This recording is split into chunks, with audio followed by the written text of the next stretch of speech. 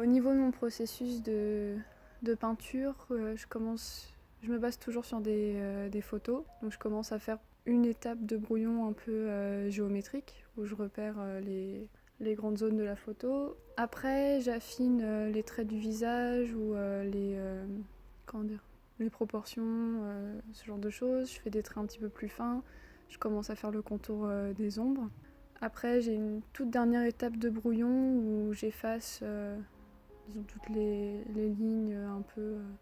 grossières que j'avais au début et où j'ai quasiment le résultat que je vais obtenir à l'encre après, mais au crayon. Donc toujours avec le contour des ombres. Après, je commence à faire les contours à l'encre. Je fais des pointillés autour des ombres pour pouvoir me repérer quand je passerai à l'étape peinture. À la fin, si c'est une peinture avec des couleurs plutôt sombres, je vais avoir tendance à faire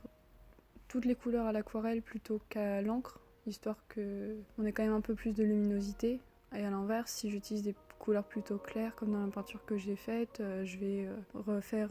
des grandes zones à l'encre pour avoir un contraste un petit peu plus élevé et pas avoir l'impression que toutes les couleurs sont délavées. Il y a des fois où je remplis des grandes zones à l'encre et il y a d'autres fois où je les réserve à l'aquarelle et ça dépend du contraste que je veux obtenir. Les pointillés autour des ombres qui me permettent de me repérer à l'aquarelle, c'est assez pratique parce que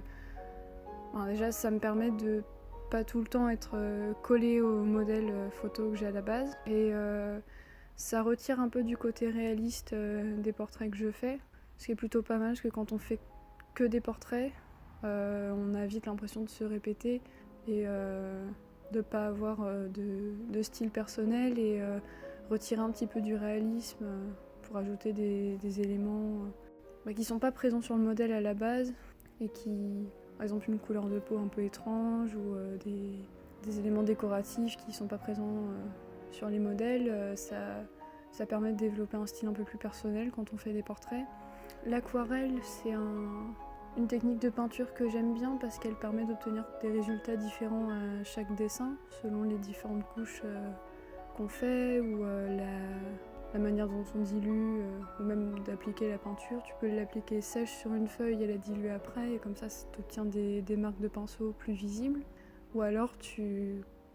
mets la peinture après avoir mis l'eau sur le papier et ça donne un effet un petit peu comme des volutes de fumée sur le papier. Ça dépend aussi du papier que tu utilises et c'est vrai que j'aime beaucoup jouer avec les différentes textures de l'aquarelle dans mes peintures. Pour le modèle que j'ai choisi, c'est un chanteur qui s'appelle Tamino, que je dessine souvent, voire même quasi exclusivement, parce que j'aime beaucoup sa musique et la musique c'est une grande source d'inspiration pour moi parce que j'ai toujours associé un peu des couleurs au son et du coup d'écouter de la musique quand je peins, ça me permet parfois d'avoir de nouvelles idées par rapport à ce que je voulais faire et sa musique en particulier, je trouve qu'elle est déjà très imagée de base donc ça stimule vraiment l'imagination donc j'aime bien le dessiner lui. En ce moment j'essaye de découvrir de nouvelles techniques donc je fais des portraits parfois que à l'encre et en ce moment sur les réseaux sociaux c'est plus ça que j'ai publié donc des portraits parfois un peu plus petits mais que je fais seulement à l'encre avec des ombres faites avec des hachures ou des motifs différents et donc je publie ça sur mon compte Instagram qui s'appelle Ellie Smallwitch et via les réseaux sociaux aussi je prends des commandes de dessin pas que à l'aquarelle, je fais aussi de la peinture acrylique sur du papier craft et ça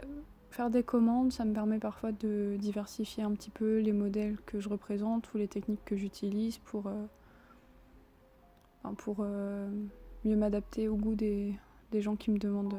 des peintures.